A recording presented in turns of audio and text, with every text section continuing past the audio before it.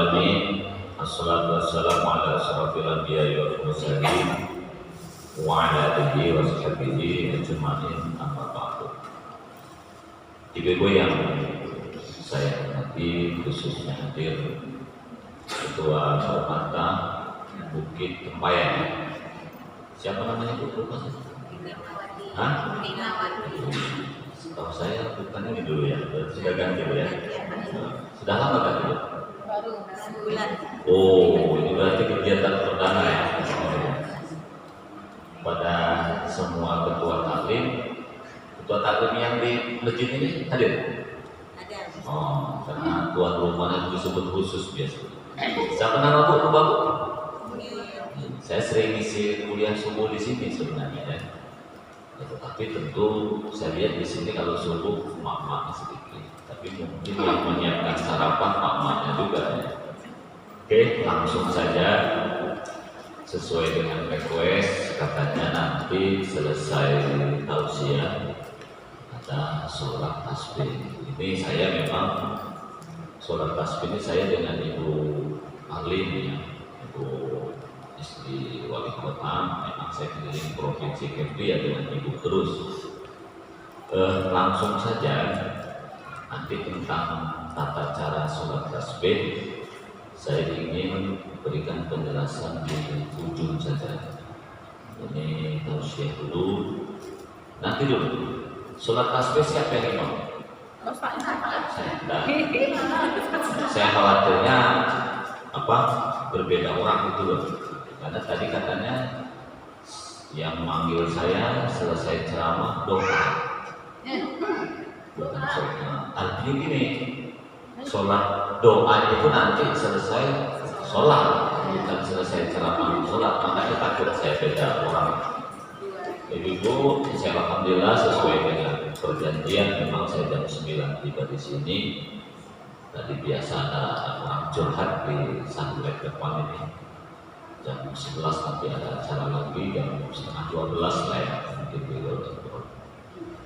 Ibu-ibu yang saya hormati, saya kemana-mana kapasitas sebagai penyuluh Kementerian Agama Kota Batam seprovinsi dan juga sehari-hari saya menangani konflik rumah tangga. Maka saya dikenal juga sebagai mediator dan konsultan konflik keluarga. Maka orang masih banyak yang curhat dengan saya sebenarnya, tapi tidak perlu saya sebut siapa orang itu privasi, karena memang tugas saya seperti itu ya. Karena saya lihat orang-orang itu jarang mau ketemu di kantor, mungkin antara enak tak enak. Kalau nongkrong di kedai kopi kan nggak tahu curhat. Ya saya pun enak juga minum makan gratis terus. Oke, ibu-ibu yang berbahagia, sholat tasbih nanti. Kalau dikaitkan dengan satu mahram, Bapak Ibu, ibu-ibu ya, dalam setiap pergantian tahun atau pergantian waktu, ya, ada 3 hal yang harus kita ingat. Apakah ganti hari, ganti bulan, ganti tahun, atau ganti tahun Masehi, atau tahun Hijriah, atau tahun baru Imlek, atau tahun apapun namanya. Tapi khusus tahun baru Islam yang harus kita ingat ya, satu, bahwa tahun baru Islam dihitung sejak kapan? Sejak hijrahnya Nabi Muhammad dari Makkah ke Madinah. Kalau tahun baru Masehi dihitung sejak kapan? Wafatnya Nabi Isa al-Masih. Bayangkan Nabi Isa wafat sekarang sudah 2022. Hijrahnya Nabi sekarang sudah 1444. Artinya tidak ada Nabi dari Isa ke Muhammad itu 600 tahun. Kita jangan membayangkan dari Nabi Adam ke Nabi Isa itu macam pelantikan presiden. Tidak. Ada kosong juga ribuan tahun dari nabi-nabi sebelumnya. Kalau presiden jelas tidak ada jeda dia. Setelah Soekarno dalam hitungan menit ganti siapa? Soeharto. Dia tak sampai 1 jam. Dari Soeharto ke siapa? Lupa. Habibie. Setelah Habibie ke siapa? Gus Dur. Setelah Gus Dur siapa? Megawati. Setelah Megawati siapa? SBY. Setelah SBY siapa? Jokowi. Itu tidak ada jeda, tidak ada jeda 1 menit, karena orang ini belum selesai sudah diganti orang baru. Nah, setelah Jokowi siapa? Mudah-mudahan Mario. Oke, artinya saya ingin sampaikan dengan Ibu ya, bahwa kalau antar presiden nggak ada jeda, tapi kalau antar nabi itu bisa ribuan tahun. Khusus dari Nabi Isa ke Nabi Muhammad 600 tahun. Jadi kalau terjadi perbedaan kemudian penyimpangan wajar, gitu ya. Dan setelah Nabi Muhammad tidak ada nabi lagi, karena kita sudah akhir kiamat, sudah dunia ini sudah hampir selesai. Ibu-ibu yang saya hormati, ya itu harus kita pahami di situ bedanya. Kalau Masehi sejak wafat, kalau Hijriah sejak hijrah Nabi Muhammad dari Makkah ke Madinah. Ini pelajaran penting bagi kita hijrah ini. Hijrah hanya bisa dilakukan 2. 1, kalau ada perintah Allah. Yang kedua, dalam kondisi kepepet. Nabi Muhammad seperti itu. Dalam setiap pergantian tahun yang harus Ibu ingat 3 tahun, termasuk tahun baru hijrah ini. 1, Ibu cek umur kita ini berapa lagi. Tahun baru apapun. Sebenarnya enggak terlalu sulit hitungnya. Ya, 1, umur kita ini sudah terpakai berapa, sisa berapa tahun lagi. Itu bisa kita hitung. Yang kedua, amal kebajikan kita ini sudah cukup atau belum untuk modal balik kampung. Kita ingat, kampung kita ini surga, bukan di Naseba ini. Kampung kita ini surga, bukan neraka. Kenapa kita ini ada di dunia? Kakek nenek kita dulu bertingkah ada dengan Ibu Hawa itu. Apa? Makan buah kurdi. Kalau kakek nenek itu tidak makan buah kurdi, kita tak perlu repot-repot dengarkan suami selingkuh.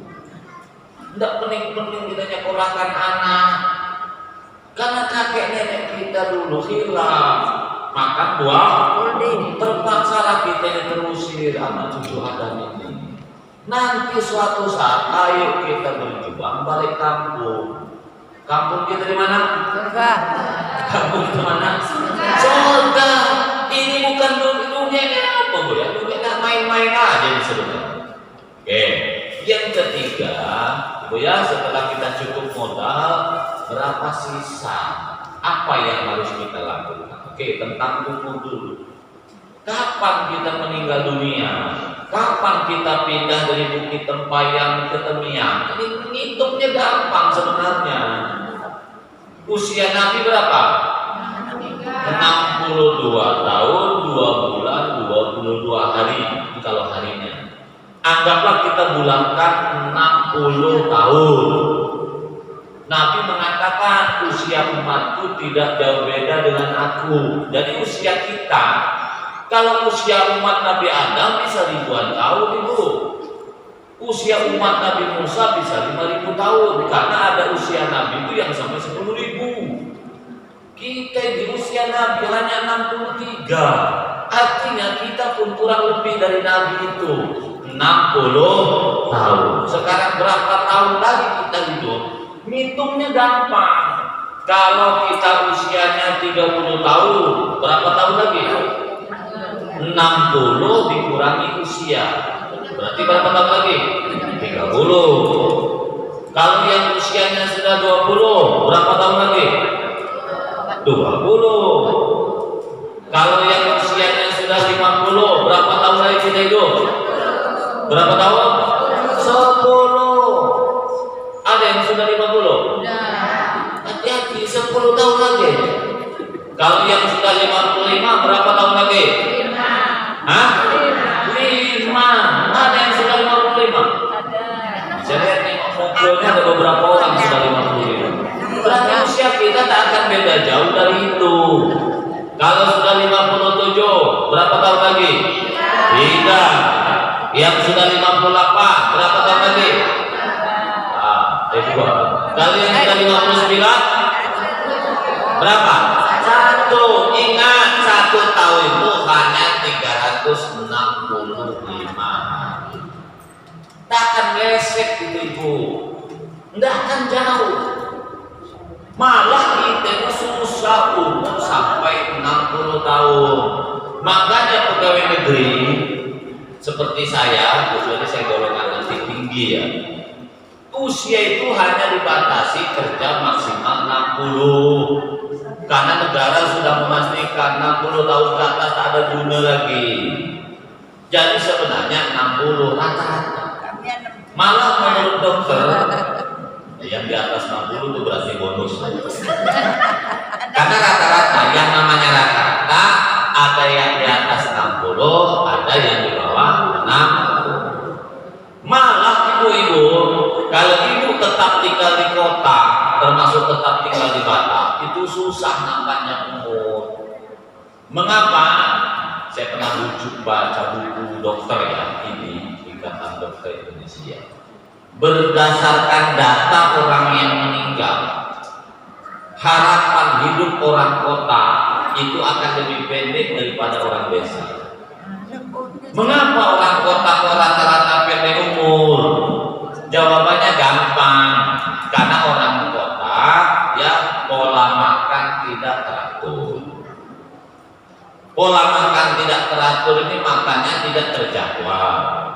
Yang kedua, banyak mengandung bahan pengawet. Yang ketiga, banyak pikiran. Ingat Bu, sesalah-salahnya makan, faktor sakit hanya 28% menurut dokter. Yang paling mempercepat sakit bahkan kematian itu pikiran, 72%.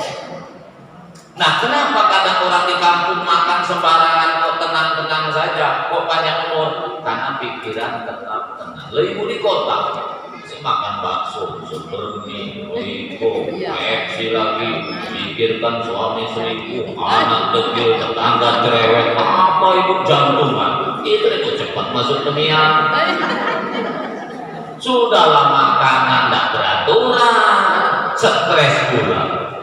Wajar cepat. Kalau ibu tidak percaya orang kota lebih pendek daripada orang desa, ini Bu, kalau yang datang sekarang itu katakanlah ada 15 majelis taklim, coba utus 15 orang mewakili perwakilan majelis taklim ini, cari tukang foto yang paling hebat, yang biasa selfang itu, utus ke Temiang.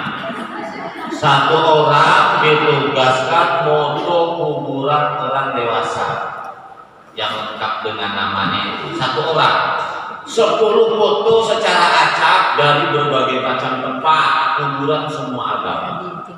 Setelah difoto, kalau 1 orang 10, berarti 15 dapat foto 150. Hitung nanti dari 150 foto itu, ibu cek berapa tahun yang meninggal di atas 60 dan berapa orang yang meninggal di bawah 60. Itu sampel namanya. Potong kuping saya, pasti akan lebih banyak yang meninggal di bawah 60. Orang yang sampai 60 tahun Bu, yang di Batam ini termasuk Bukit Tempayan, tak sampai 20%. Coba aja kalau nggak percaya. Artinya kita ini belum tentu sampai 60, kecuali ibu balik kampung. Nah, lain cerita itu. Makanya kalau ingin panjang umur jangan lama-lama di Batam ini. Nah, saya serius Bu ngomong bukan main. Kenapa Bu? Kalau ibu di kota makanan tak, coba ibu di kampung. Bu ya di kampung misalnya ibu di tepi Gunung Singgalang Sumatera Barat itu.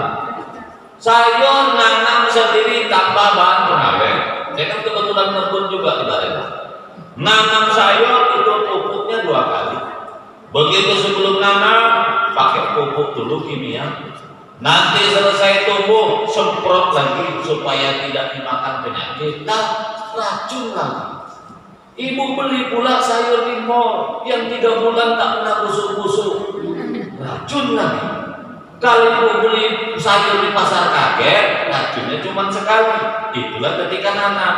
Itu pun sudah campur aduk dengan air hujan. Air hujannya pun sudah bersih. Kalau ibu beli di mall, ibu beli misalnya sayur di jajan, itu setiap 5 menit ada air nyemprot otomatis. Itu bahan pengawet sebenarnya. Kita nggak sadar saja sebenarnya. Maka ibu lebih sehat. Satu, carilah kangkung bayam yang banyak ulatnya. Nah, itu lebih sehat sebenarnya daripada yang bagus bentuknya ulat pun tak mau makan ya. Kenapa? Karena ada zat ini. Yang kedua, belilah pula sayur itu di pasar kaget. Itu lebih bersih sebenarnya daripada yang beli di mall yang sebenarnya bentuknya bagus tetapi mengandung zat ini. Cuman mak-mak nih kadang ada pula yang gengsi di pasar kaget. Tapi bukan mak-mak di sini ya. Kalau mak-mak di sini saya pasar kaget ramainya luar biasa. Paham tidak loh? Maka kalau ingin panjang umur loh, kita juga harus berikhtiar.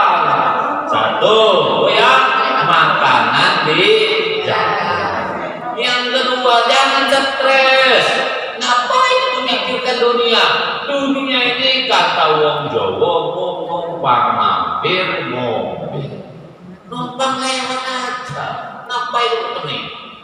Oh ya, paham tidak Bu? Itu jadi ukur umur. Tadi sudah saya ulangi. Kalau itu umurnya 50, berapa tahun lagi? Berapa tahun lagi? 50. Ingat, usia 50 berarti 10 tahun lagi. Tidak usah banyak tinggal. Ini dengan tetangga ya Allah, masih asik berkelahi. Ini dengan tetangga kadang masih ribut. Ingat, kalau sudah usia menjelang last minute, aktif di majelis taklim. Tapi saya minta usahakan majelis taklim yang aktif dan wajib itu yang di sekitar kita dulu. Kalau Bukit Tempayan ini karena kecil, maka usahakan semua majelis Bukit Tempayan ikut. Nanti kan lingkupnya kecil nih, kan Bukit Tempayan ini kecil ya. Berbeda dengan Mulia. Ibu ngapain ikut yang Batam Center? Yang di Mongsa, yang di Sekupang, boleh kalau di sini sudah ikut. Karena Bu, kalau ibu aktif di Batam Center, aktif di Mongsa, aktif di Punggul, kalau ibu mati yang bakal ngurus ibu itu yang di sini. Bu, kalau orang Batam Center itu paling-paling nanti kiriman ucapan selamat dengan anak kita. Mudah-mudahan husnul khotimah ya. Itu aja. Takkan datang umurkan ibu, betul atau tidak? Kalau untuk datang mereka yang Batam Center, yang di Begong, yang di Setumpang, paling penguburan pertama saja, ketemian saja. Nanti tahlilan malam pertama, malam kedua, malam ketiga takkan hadir. Jadi ibu wajib kegiatan majelis lima, apalagi usia dari 50 udah bau tanah kita ini. Mau kemana lagi itu? Maka aktif ibu ada gotong royong, datangi. Ada rapat, datangi. Ada kegiatan posyandu, datangi. Ada kegiatan PKK, datangi. Ada kegiatan taklim, datangi. Ada orang sedekah, datangi. Sekitar kita ini dulu tuntaskan. Nanti ibu mati, insya Allah orang banyak datang. Apa kok Batam Center? Kadang-kadang gini pula saya nengok mama nih macam betul aja buruk dapat duit juga tidak. Walaupun yang ceramah sebatam ini saya juga sebenarnya. Tapi maksud saya bukan itu. Ibu Batam Center pun ketemu saya juga. Tapi maksud saya silaturahmi sekitar ini jangan putus, Bu ya. Kalau tuntas sekitar, silakan ibu. Ini kan banyak makna nih. Majelis taklim di perumahannya tak ikut ya. Yang diikuti malah yang di Bengkong situ aja. Oke, tapi bukan di sini Bu ya, di tempat lain. Di sini tak ada lah di tempat ya. Ibu-ibu yang berbahagia. Jadi ingat Bu. Oh. Yang kedua Bu, orang mau meninggal dunia ini sebenarnya Bu ya, gampang Bu ngitungnya. Sekarang tinggal Ibu rasakan dari kebiasaan Bu. Kalau anak bayi kebiasaannya pakai minyak apa? Minyak telur, minyak kayu dengan berbagai macam merek. Kalau remaja minyak apa? Minyak wangi. Tapi kalau sudah menjelang mati minyak apa? Minyak angin.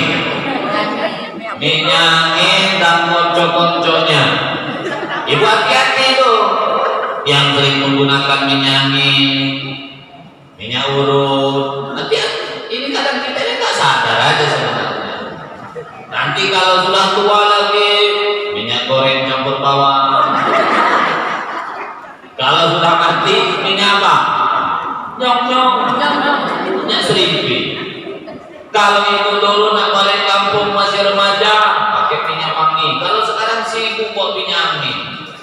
Ibu ingat Bu ya, ini kan tanda sebenarnya, cuma kita ini kan nggak sadar-sadar aja. Kalau masih muda Ibu sering ke tempat yang cantik, ke pantai Melayu, ke mall. Tapi ciri-ciri orang sudah banyak masalah dalam tubuhnya, sudah menjelang akhir hayat. Ibu sering pergi ke apotek,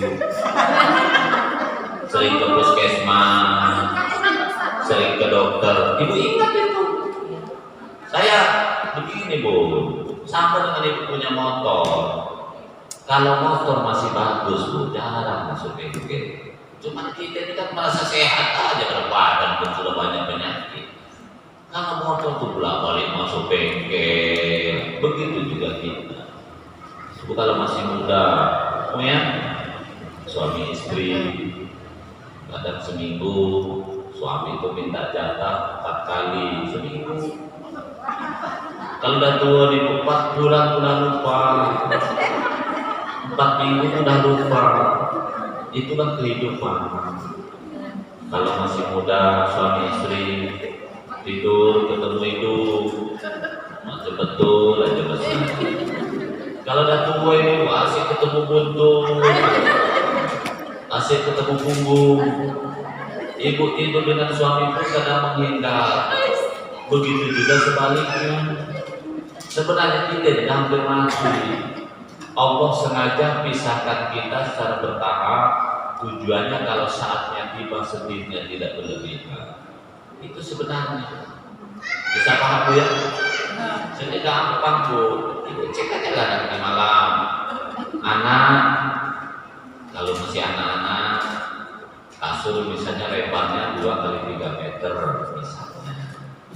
Tidur di pojok sini, itu harus pakai bantal guling atau bapak ibunya di samping.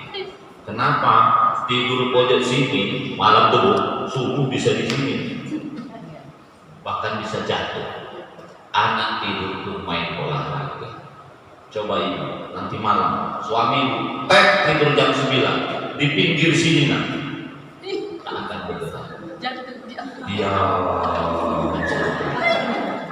kita dah bermati. Anak-anak tuh tidur tidak ada yang tangannya begini. Tidur ya sudah tidur.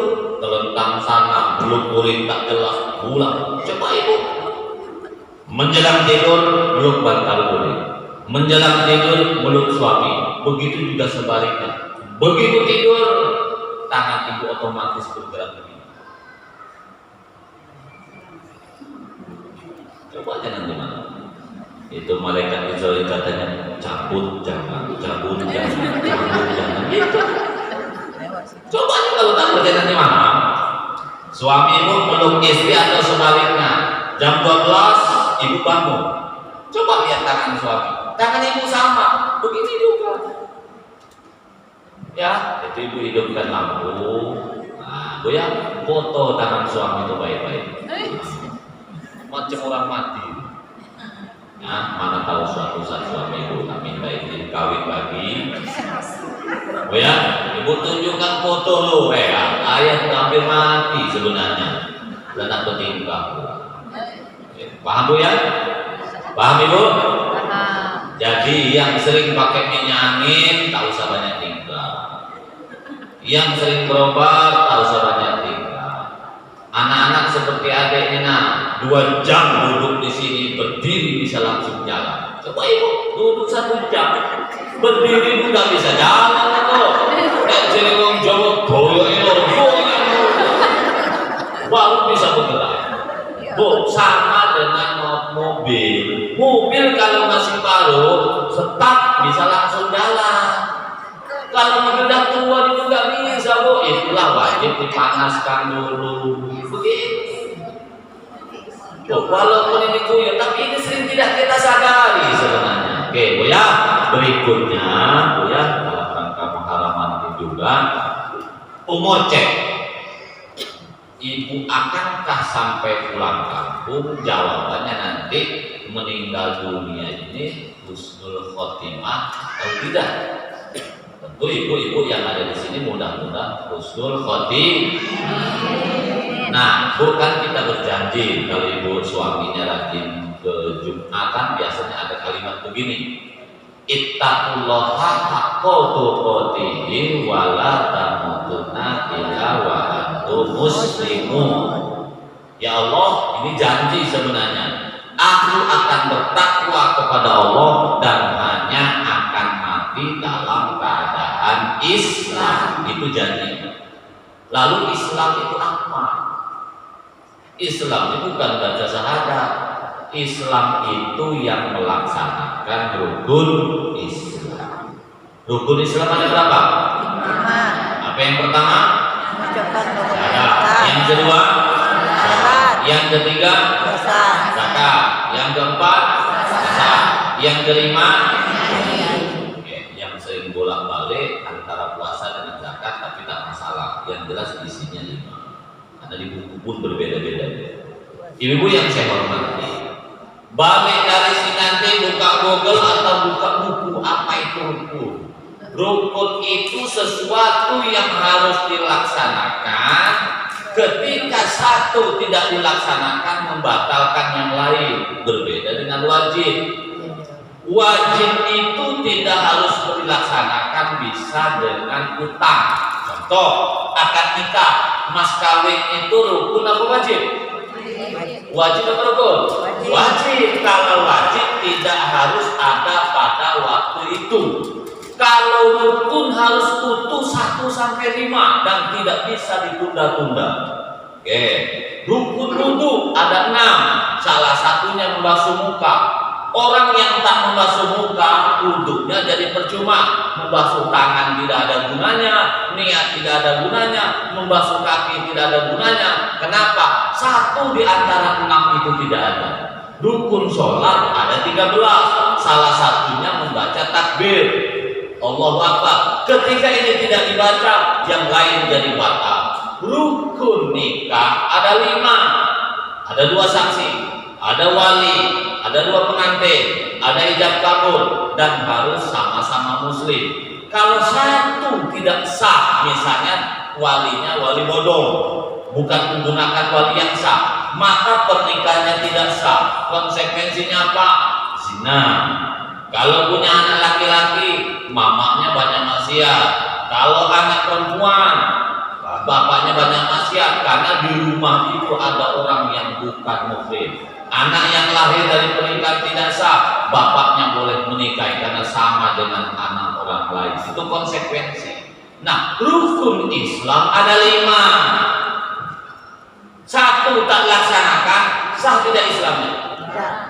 Sah apa tidak? Ragu nampaknya jawab. Sah apa tidak? Tidak sah. Orang menjadi muslim itu yang sudah melaksanakan 1 sampai 5. Orang nikahnya sah apabila rukunnya 1 sampai 6 tuntas. Orang wudhunya sah apabila 1 sampai 6 dilaksanakan. Orang yang sholatnya sah apabila 1 sampai 17 tuntas. Orang disebut haji apabila melaksanakan 1 sampai 5. 1 tak laksanakan tak sah. Oke, Islam. Masuk Islam itu bukan baca syahadat. Syahadat itu hanya daftar menjadi orang Islam. Hanya daftar. Saya berikan ilustrasi sekolah. Di sini ada SD berapa? SD 03 ya. Saya mau masukkan anak di SD 03 supaya anak disebut pelajar SD 03 minimal 4. Satu daftar, yang kedua ikuti tata tertib, yang ketiga belajar, yang keempat ikut ujian. Kalau hanya daftar, tata tertib tak diikuti, belajar tidak, ujian tidak, dikeluarkan nggak dari sekolah? Dikeluarkan tanpa mundur. Begitu juga kita masuk Islam ini, hanya membaca asyhadu an la ilaha illallah wa asyhadu anna Muhammadar Rasulullah, itu daftar menjadi muslim. Sholat tidak, zakat tidak, puasa tidak, haji tidak, diautkan kita dari orang Islam, maka tak mungkin kita akan menjadi husnul khotim. Bisa paham ya? Bisa paham Ibu?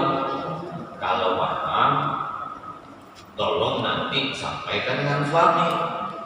Makanya Bu, kalau di Aceh, Bu ya, nak nikahkan anak Bu, salah satunya orang tuanya diperiksa dulu rukunnya sudah laksanakan apa belum. Bu ya, kalau di Aceh Bu, undang-undangnya kalau bapaknya perempuan itu tidak sholat, tidak boleh jadi wali. Karena memang tidak sah, dia belum muslim. Betul loh? Iya, betul. Bisa paham Bu? Paham. Islamkah kita? Belum tentu. Islamkah suami Ibu? Belum tentu. Sudah belum melaksanakan satu sampai disampaikan dengan suami. Oke, satu, sadar. Ini yang paling tuntas gitu. Yang kedua apa tadi? Sholat. Sholat 5 waktu. Ibu ingatkan suami. Makanya Bu, saya agak salut ya dengan non muslim.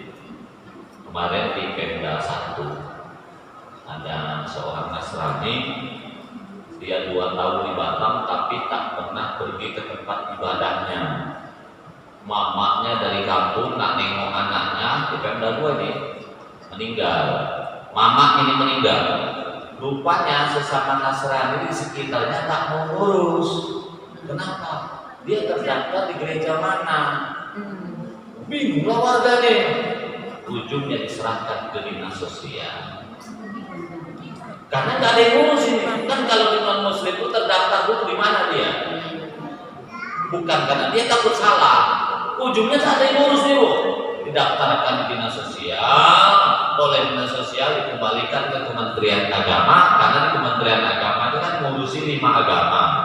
Oleh Kementerian Agama minta tolong dimandikan di rumah sakit dan dikuburkan bukan sesama dia, oleh keluarga besar Kementerian Agama.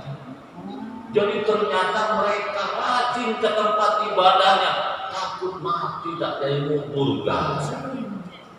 Makanya tidak, jadi ketika menjadi non muslim pasti aktif, pasti terdaftar di gereja. Kita ini kan tidak, nak sholat nak tidak dikuburkan juga oleh pengurus masjid itu. Coba sesekali di rumah mungkin tempayan ini orang yang tak sholat tak usah dikuburkan, tak sholat juga di ujungnya. Cuman kalau tak dikuburkan, tak dikubur di mana pula? Nah itu pula repot ini. Makanya Bu, di beberapa tempat Bu ya, orang yang tak sholat tapi kepala desa Bu. Kalau tempat saya tempat tanggal lahir namanya Desa Pagaragung, Tanjung Bulan, Karangsari. Saya kan dari Sumatera Selatan. 3 ini kepala desanya mengumumkan orang yang tidak sholat tak usah dilayani kalau dia meninggal dunia. Memang sholat semua Bu. Ya itu baru bisa. Terjauh dari itu. Kan kita ini hanya bisa melayani proses penguburan yang muslim. Betul apa tidak? Ya, betul. Loh, kalau satu di antara 5 tak dilaksanakan, sebenarnya bukan muslim. Cuma ini kalau kita ngomong orang lain, malah pula kan rukun. Ibu kalau tak percaya, balik dari sini buka Google apa itu rukun. Rukun ini sesuatu yang harus dilaksanakan. Satu tak dilaksanakan membatalkan yang lain. Iya. Oke lah. Berikutnya haji. Zakat dulu. Ibu kalau suaminya gaji 5 juta, zakatnya 125.000. Iya. Karena 2,5% kali 5 juta. Bayarkan zakat itu kalau uangnya dari suami dikasihkan bini, ibu bayarkan tanpa harus minta izin suami. Kenapa? Karena kewajiban. Toh zakat itu bukan tak mahal. Iya. 5 juta hanya 120.000. Sebenarnya kita ini kalau 5 juta dari suami, sebulan sudah lebih kita ini berbuat kebaikan 300.000. Bayar infak, iuran sampah, iuran tarif, mungkin sebulan 300.000. Cuman tidak pernah diniatkan bayar zakat. Betul. Maka kewajiban itu tidak gugur. Mestinya infak nanti dulu, sedekah nanti dulu, dulukan dulu bayar zakat. Jadi kalau selama ini misalnya infak terus, cobalah niatkan zakat dulu supaya kewajiban kita gugur. Karena sunnah tidak akan bisa menggugurkan yang wajib. Bisa paham ya? Gitu loh. Kita ini kan salah manajemen saja. Maka ibu, kalau ibu suami masuk kategori agama, tanyalah sesekali, ayah sudah bayar zakat atau belum? Ya kadang di otak ini duit. Sekali tanya lah dulu. Karena tahu nggak ibu, zakat itu kan membersihkan harta. Betul atau tidak? Kalau ibu punya suami tak peduli bayar zakat, berarti ada harta yang kita makan itu kotor. Betul atau tidak? Kalau harta itu kotor, otak suami itu asyik selingkuh. Betul. Kenapa? Karena hartanya kotor. Bersihkan harta sekali. Oke. Yang terakhir apa? Rukun Islam apa? Menunaikan ibadah haji. Ibu ingat, ibadah haji ini hukumnya wajib bagi yang ingat bu, walillahi ala nasi fijul baiti man istata'a ilaihi sabila. Pertanyaannya bu, ibu ini tidak mampu atau tidak mau? Beda. Tidak mampu. Mampu ini bu 4 ukurannya. 1, badan sehat. Ya. Yang kedua, bisa ke sana, Ya. bisa ke Mekah. Ya, uang ada. Bisa ke Mekah ini ibu banyak caranya. Yang paling gampang cari duit 25 juta, daftarkan di bank syariah, di samping rumah makan sederhana ada, laporkan di Kementerian Agama. Tinggal tunggu kapan berangkat. 25 juta tok tak lebih. Atau ibu kalau mau nyebrang ke Johor, dari Johor naik sepeda ke Mekah. Bisa, kan ada orang Indonesia naik sepeda dari Johor ke Mekah. Tahu nggak itu? Mekah itu terputus dengan Batam. Itu kan antara Johor dengan Batu Ampar saja. Lautnya dulu, kalau sudah Johor Malaysia sampai ke Mekah itu tanah kan nyambung. Makanya ibu kemarin di Banyumas ada orang naik motor dari Johor, suami istri. Yang naik motor bukan orang miskin tuh, sengaja jalan-jalan sebenarnya. 1 bulan di perjalanan. Kalau teman kita yang warga Muhammadiyah dari Jogja kemarin ya, naik sepeda engkol, tahu nggak bu? 3 bulan sampai juga ternyata ke Mekah situ. Nah kalau ibu naikkan tuh ya sepeda 1.500.000 begitu dong, tapi habisnya lebih banyak dari 5 juta bu. Sudahlah haji bu. Yang kedua bu ya, yang ketiga tempat pelaksanaan ibadah haji aman, maksudnya Mekah Madinah. Yang keempat, nanti waktu ibu berangkat naik haji ada makan minum keluarga yang ditinggal. Itu ibu tak usah pikir sekarang, karena kalau ibu daftar di Batam berangkat 25 tahun kemudian. Kalau daftarnya besok, ya Kalau daftar di Sumatera Barat 31 tahun lagi. Kalau daftar di Aceh 39 tahun lagi. Kalau daftar di Jawa Barat kalau nggak salah 43 tahun. Kalau daftar di Makassar Sulawesi 52 tahun. Tambah panjang. Cepat daftar. Bu, Ibu, Bu, Ibu ingatkan suami, karena haji ini menjadi salah satu syarat menjadi orang Islam.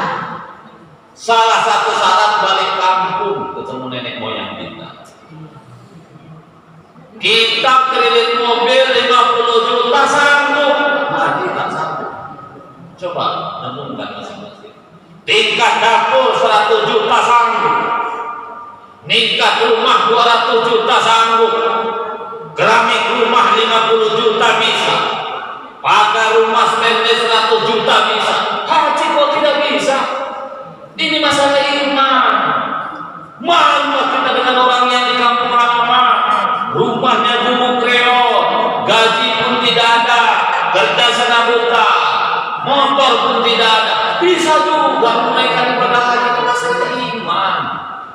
Makanya saya minta ibu balik kampung nanti atau ketemu suami ngomong baik-baik. Ya, hitung semua harta yang di rumah. Ya, kita punya mobil ini. Ayo kita berangkat haji. Kita ini sudah tua. Kalau ibu punya mobil harga 150 juta, jual aja mobil itu. Mobil jual 150 juta. Belikan kembali yang 100 juta. Karena ada mobil yang 100 juta, yang 50 juta cepat daftarkan di bank syariah. Andaikan ibu sudah terdaftar sebagai calon jamaah haji, saatnya ajal menjemput kita. Insya Allah ibu sudah menjadi muslim yang iman. Kenapa? Niat sudah tersampai. Paham ibu? Sama dengan nanti malam saya mau sholat tahajud, ternyata ketiduran, dapat pahala sholat tahajud apa tidak? Dapatnya sudah. Ini masalahnya daftar pun tak mau. Emak setiap bulan beli tas saja tercukup berapa? Karena yang haji hanya 25 juta. Untuk apa baju di lemari numpuk dipakai pun tidak. Tiap bulan beli tas. Kadang-kadang suami ini nengok ini pening juga. Coba ibu perhatikan kalau balik nanti, tapi bukan ibu-ibu ya, ibu-ibu lain maksudnya. Coba kalau di rumah ada 10 kotak, paling punya suami paketnya di pojok beberapa biji itu sisanya bini semua. Suami coba berapa sih punya tas? Paling suami tasnya 2 biji. Itu pun satu untuk balik kampung, yang satu tas butut untuk bekal nasi kerja dan nyemocang. Yang bini tasnya bergantungan macam monyet. Coba ibu cek peci suami ibu, paling satu itu pun tidak jelas lagi bentuk. Dilpam ibu, ya Allah. Coba ibu nanti balik, tengok orang sepatu. Punya suami berapa sih sendalnya? Paling sebiji aja. Betul tuh Pak. Gitu loh. Betul. Kemudian coba celana dalam itu. Ini terang-terangannya loh. Suami berapa sih celana dalam? Paling-paling 10 biji. Itu pun merek buaya. Oh, merek buaya. Apa namanya? Krokodil. Wajar suami banyak jadi buaya. Bini yang warna pink aja 1 lusin. Bu, daripada ibu beli ini beli itu mungkin sudah di total 25 juta. Sudahlah, daftar haji dulu.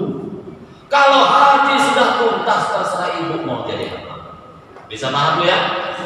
Ingat ibu, mohon maaf ya, saya ulangi mohon maaf kalau di sini ada sales travel umroh. Saya mohon maaf dulu nih. Banyak di antara kita terjebak travel umroh. Bu, umroh saja. Kalau haji lah berangkat. Haji sekarang Bu, daftar hari ini berangkat 25 tahun lagi. Kalau umroh daftar sekarang Bu, bulan depan berangkat. Kalau ibu haji sampai mati kan nengok Ka'bah katanya lah. Bu, umroh itu apa hukumnya? Umrah apa hukumnya? Sunnah. Haji apa hukumnya?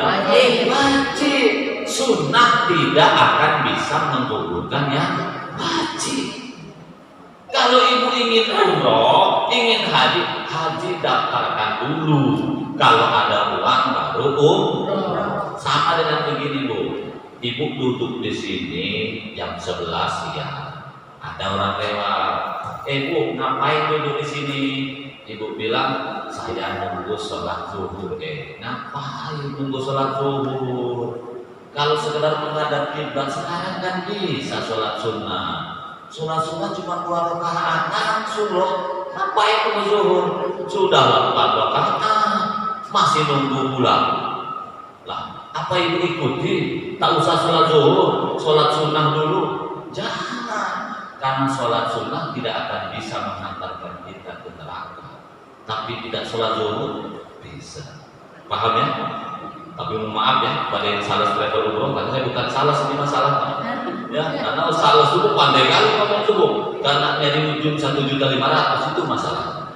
Oke, yang terakhir sebelum kita sholat tasbih, ya, di mana-mana saya sampaikan, ibu hati-hati, terutama terhadap anak dalam penggunaan HP.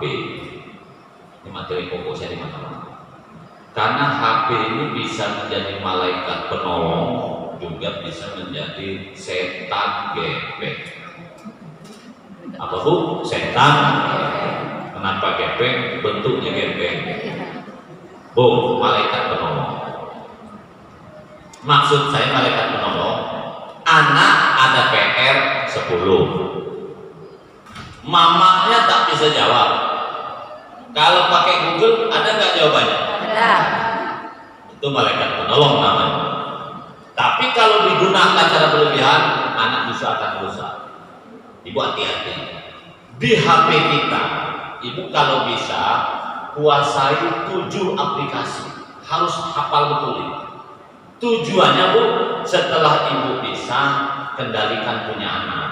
Itu sebenarnya. Ibu tak usah penting tentang suami ini tak akan lama lagi meninggal dunia. Ini lebih penting kita selamatkan anak. Karena begini bu, suami rusak karena HP, ibu dapat dosa apa tidak? Kalau suami rusak karena HP, ibu dapat dosa apa tidak? Dapat. Paham ya maksudnya? Ya. Anak rusak gara-gara HP, ibu dapat dosa. Ya. Tapi suami rusak gara-gara HP, ibu dapat dosa apa tidak? Tidak. Makanya ibu lebih tenang, tidak usah galau, fokus urusan. Berbeda dengan kami laki-laki. Kalau saya laki-laki, istri kurang ajar gara-gara HP, saya dapat dosa. Karena gara-gara HP ini emak bapak sama aja gilanya ini masalahnya. Oke, tentang HP anak itu. Ibu harus bisa Facebook, harus bisa YouTube, harus bisa Twitter, harus bisa IG, harus bisa ngecek, harus bisa Tempo dan segala macam. Setelah ibu bisa kontrol punya anak, kalau ibu tak bisa main itu tadi, macam mana ibu nak nengok punya anak? Karena anak banyak rusak di situ. Tapi saya minta setelah ibu bisa Facebook jangan lebih gila daripada anaknya pula. Nah ini pula yang jadi masalah. Tapi intinya harus bisa. Paham maksud saya? Harus kuasai. Karena anak banyak rusak di situ. Saya ingin ingatkan bu, ada aplikasi yang banyak sekarang lagi marah menjual diri termasuk anak-anak kita menjadi PSK. Ada istilah ABBP, anak Batam bisa pakai. Aplikasi namanya MindChat. Ibu coba, ya tulisannya bu, MindChat. Tapi kalau dibaca MindChat. Aplikasi itu download saja tak sampai download selesai. Di aplikasi itu bu, banyak wanita menjual diri. Bu ya, banyak laki-laki menjadi gitu. Ibu tinggal milih mau cari cowok ganteng lengkap dengan tarifnya. Mencari wanita ada, yang lesbi pun ada, yang laki-laki suka laki-laki pun ada. Ini aplikasi sama dengan WA, tapi banyak disalahgunakan. Uniknya di situ langsung mencantumkan jarak. Gara-gara aplikasi inilah tempat lokalisasi tutup, diskotik tutup, semua tutup. Dia menjual diri menggunakan HP berada di rumahnya masing-masing, di kosnya masing-masing. Anak-anak kita nak menjual diri misalnya balik jam 2, dihidupkan dulu aplikasinya di jam 12. Jadi ketika ada orang booking sebelum sampai ke rumah, dia nyimpang di mana dulu. Nah, oleh karena itu ibu download itu setiap hari cek. Lihat di situ menunjukkan jarak. Ibu kalau punya aplikasi di situ, sekarang share saja di posisi perumahan apa ini? Maseba. Cari cewek, pasti akan ratusan ketemu orang di sekitar ibu yang menjual diri. Malah disebut di hotel mana, tempatnya di sini. Ada yang 100 meter, ada yang 200 meter, ada yang 2000 meter, ada yang 1500 meter. Dalam aplikasi dipastikan banyak, karena memang pusatnya di sekitar kita, lengkap dengan nomor WA. Ibu tinggal pilih mau yang mana. Nah, maksud saya, kalau ibu punya aplikasi itu, sesekali ibu setiap hari share, akan ketahuan berapa jaraknya. Kalau jaraknya 100 meter berarti ada di perumahan kita dia yang menjual. Biarkan saja. Mungkin orang-orang kesepian lagi cari makan. Yang penting ibu jaga suami itu aja. Kalau 100 meter. Tapi karena masalahnya di sekitar kita banyak, ibu tak bisa dipungkiri. Kalau jaraknya 5 meter atau 3 meter berarti ada dalam rumah kita. Itu loh maksud saya. Jangan-jangan anak kita. Kan kelihatan jaraknya dalam aplikasi itu. Ingat Bu ya, ibu cerdas-cerdas saja. Kalau jaraknya 10 meter ini, tiba-tiba mati aplikasi, jangan-jangan anak kita mau datang, ibu dimatikan aplikasinya. Anak kita pandai kok, sampai di rumah aplikasinya itu dimatikan. Tapi Bu, sepandai-pandai itu main lompat pasti akan jatuh juga. Ada saja selitnya Pak. Atau suami kita tapi menjadi gigolo, menjual. Kan gini Bu, itu kan bisa jadi suami itu menjual beberapa wanita tapi aplikasinya di rumah gitu loh. Itu penting ibu kendalikan karena anak kita banyak rusak di situ. Daripada ibu selpang, kontrol anak ibu ini. Oke, jelas Bu ya?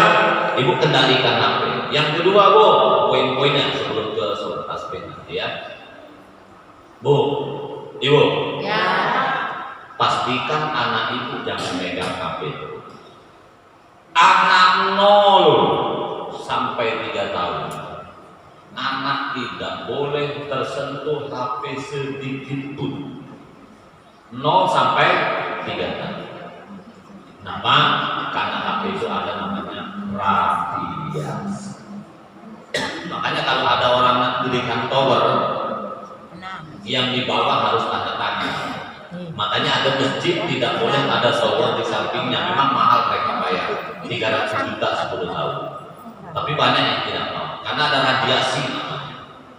Anak 3 sampai 7 tahun boleh megang HP maksimal 1 jam per hari, jangan lebih. Itu pun harus ada jeda, tidak boleh sekali.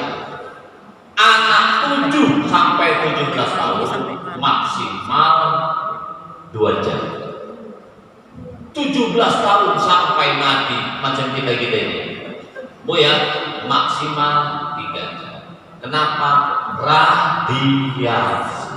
Radiasi ini sinar ultraviolet yang mengandung energi listrik. Begini gambarannya Bu. Jadi di depan saya ada AC. Saya menghidupkan AC pakai remote. Remote kan harus kasih baterai, betul atau tidak? Karena di depan saya ini sebenarnya ada plus minus. Makanya geluduk, meledek itu pasti akan meledak menjelang turun hujan karena pertemuan panas dengan dingin. Sebenarnya di depan kita ini ada plus minus. Ibu bayangkan tower itu di bawahnya pasti ada genset listrik. Kalau listrik mati otomatis hidup. Apa artinya? Di udara kita ini sebenarnya banyak radiasi. Makanya kalau kita naik pesawat, tapi harus dimatikan apa tidak? Matikan. Kalau dihidupkan akan mengganggu radar.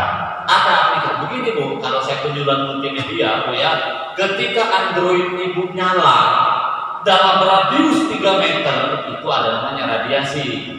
Kalau HP jadul zaman dulu yang tidak ada Android, radiasi hanya akan keluar kalau ada orang nelpon. Kalau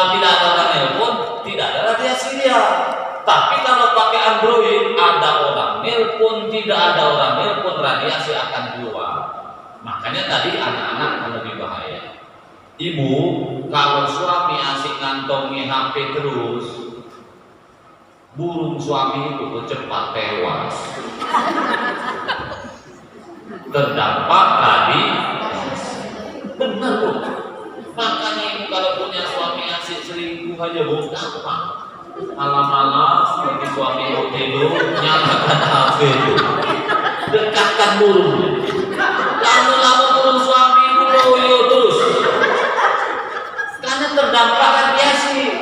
Cuman kalau ibu itu lakukan ya sama-sama tak kebagian. Orang lain tak kebagian, ibu pun tak kebagian. Tapi terserah, itu pilihan. Tapi itu yang terjadi bu. Kalau ibu sibuk-sibuk megang HP yang so sibuk, nanti HP itu masuk ke dalam kotak payudara. Kan banyak ibu-ibu seperti itu. Ibu nanti akan mudah terkena kanker serviks. Kanker serviks itu bu faktor AC, bu ya, faktor radiasi. Makanya orang yang kena kanker serviks payudara yang sering kena AC atau yang kerja di muka kuning. Itu sebenarnya kanker serviks itu yang dekat payudara. Jarang orang kerja Tanjung Muncang kena kanker serviks, pasti muka kuning. Ibu hati-hati. Ibu mungkin masih ingat, ya, ada mobil carry meledak di pom bensin Merapi Zumbur. Ingat ya, 4 tahun yang lalu itu. Satu anak terpanggang mobil carry, meninggal. Yang satu orang usia 12 tahun meninggal rumah sakit Bu Fatimah. 2 meninggal ya, ingat itu. Yang satu bapaknya selamat. HP ini mengandung api bu. 4 hari yang lalu kali mendengarkan berita, ada anak meninggal dunia gara-gara sambil ngecas meledak. Di Metro TV kalau nggak salah ya, dia ngecas bu meledak. Sambil begini bu, anak main game itu bu, itu kalau lama HP itu bisa jadi api bu. Kalau ada bensin depan, kalau mainnya 5 menit ya lah, tapi lama-lama kan panas. Radiasi lah, apalagi kalau main game bertabrakan dia, apalagi main game banyak. Ini kan bu, rusak anak kita nanti. Kapan anak kita akan mengalami kelumpuhan otak? Bukan sekarang bu, nanti ketika usia 30 tahun. Tak pikir bu, zaman kita dulu tamat SMP, tahu mama bapak tak ada duit, rela jadi kuli dengan orang, rela sekolah. Betul apa tidak? Ya betul. Lo anak ibu tamat SMP, otaknya tak jalan, nah SMA nak minta tuntun mamanya.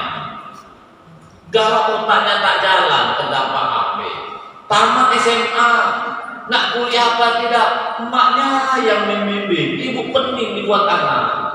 Tamat kuliah, nak kerja pun harus emak bapaknya yang carikan pekerjaan. Anak tak mikir masa depan, asik main HP saja tuh. Betul. Kita tiba-tiba kerja, dipecat pula oleh Pak Lurah. Menelpon maknya pula, mak, aku tak dipecat. Lah, ini anak kenapa otak jadi lumpuh semua? Padahal kita dulu hidup di kampung, pergi ke Batam, tidak ada keluarga, tidak ada siapapun, otak jalan. Anak sekarang tak bisa. Iya. Ibu terbayang tidak kalau suatu saat anak itu tak mikir masa depan, dan itu terjadi di rumah ini. Main HP terus. Iya. Bu, ada anak perempuan main HP terus. Bu ya, lagi enak-enaknya main HP di mobil bak terbuka, di cendana itu HP-nya jatuh, bu ya, kemudian meloncat pula dia ngejar HP-nya karena memang main game, kepalanya terbentur batu, meninggal dunia.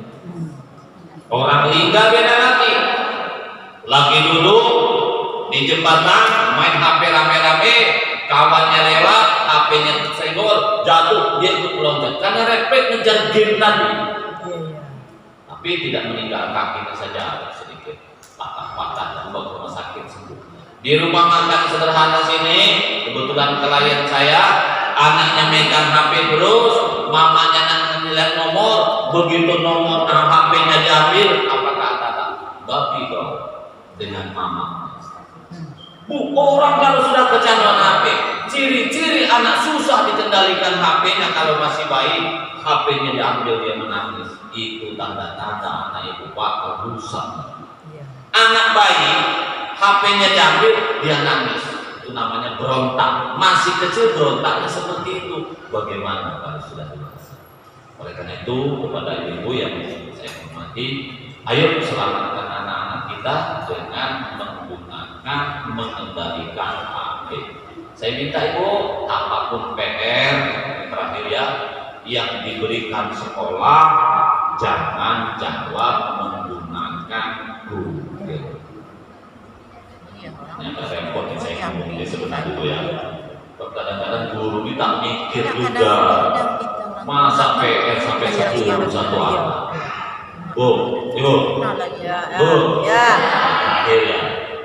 Anak bu lebih bagus mengerjakan PR benar 2, tapi asli dari otaknya, dari baca buku, daripada dapat 10 tapi nyontek di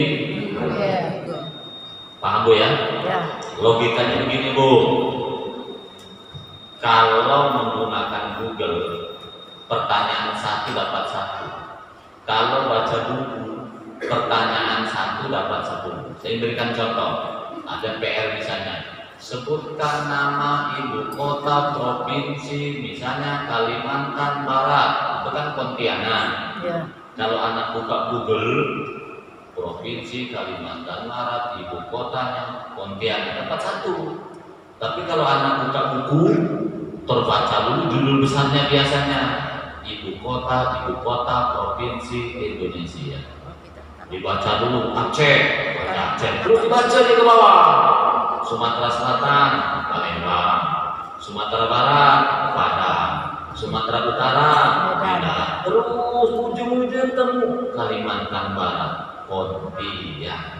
Karena ilmu guru bu, tak mungkin pertanyaan sama akan ditanya ulang. Di PR pertanyaan ibu kota Kalimantan Barat, nanti dalam ujian bukan itu lagi yang ditanya. Paham maksudnya bu? Itulah ilmu guru. Bu, yang penting kalau ada PR, kadang-kadang guru ini kelewatan juga bu si PR. Ibu bayangkan, dia ngajar 4 kelas, 1 kelas isinya 40, berarti berapa orang tuh? 160. Satu anak suruh ngisi PR 10, berarti berapa tuh? 1.600. Kapan ngoreksinya? Yakin deh guru koreksi tak akan dikoreksi. Paling dia tengok namun bagus atau tidak. Nah itu aja bagus sudah. Koreksi pun tidak. Bayangkan 1.600 soal. Macam mana guru koreksinya? Guru nak main HP juga. Guru nak masak juga. Betul atau tidak? Nak nyapu juga. Anak guru itu degil juga. Suaminya nyakitkan hati juga. Betul atau tidak? Betul. Bu, anak zaman dulu tulisannya bagus-bagus. Anak sekarang emak bapaknya pun tak bisa baca. Apalagi gurunya. Paling ditengok guru, namanya yang bagus. Ah, bagus lah budak. Lagi tak usah pening-pening bu ya. Paham tidak bu? Yang penting anak jangan ketergantungan dengan HP. Karena bu, masa depan bukan ditentukan dari angka-angka, tapi kepribadian. Makanya bu, kalau anak tidak ranking tak usah kecewa, karena bukan ranking yang menentukan masa depan. Kepada ibu-ibu yang anaknya juara kelas, tahu salah pula foto masuk Facebook, alhamdulillah anak soleh, alhamdulillah bu. Wah, bukan ranking juga yang menentukan. Betul atau tidak? Betul atau tidak? Coba ibu sesekali ingat-ingat dengan teman-teman ibu sekolah dulu. Ibu sesekali balik kampung, yang jadi tongke, yang jadi wali nagari, yang jadi kepala desa, sekarang yang kaya-kaya, yang jadi ini, yang jadi itu. Budak-budak yang dekil-dekil juga dulu kawan-kawan ibu kan, yang sering mangga, yang sering nyolong mangga, yang sering minggat, yang sering ganggu orang lain, yang jarang masuk sekolah. Itu pula sekarang yang hebat-hebat. Lo yang pintar-pintar kemana? Dulu ibu di sekolah SMA ada kelas IPA, ada kelas IPS. Coba saya tanya, kalau yang pintar-pintar masuk kelas mana? IPA. yang bodoh-bodoh degil-degil masuk mana? IPS. Lihat sekarang. Kalau yang IPA paling jadi dokter, yang IPS dia yang punya rumah sakit. Nah sekarang, yang IPA paling jadi sekretaris, jadi pegawai, yang IPS dia lakukan jadi bos, bekerja pada yang IPS, yang jadi anggota DPR, yang IPS, yang jadi wali kota, yang IPS, yang hebat-hebat IPS, yang bos-bos jadi IPS, yang IPA jadi sekretaris, pekerja yang baik, dia pula yang digaji. Apa maksud saya? Sudah, tak usah pening gara-gara anak tidak punya bagus. Yang penting syaratnya bersih, tidak kecanduan Saya kira itu ya, nggak apa-apa ya. Silakan saya beri waktu yang tak duduk dulu. Monggo. Cukup sekian dari saya. Assalamualaikum warahmatullahi wabarakatuh.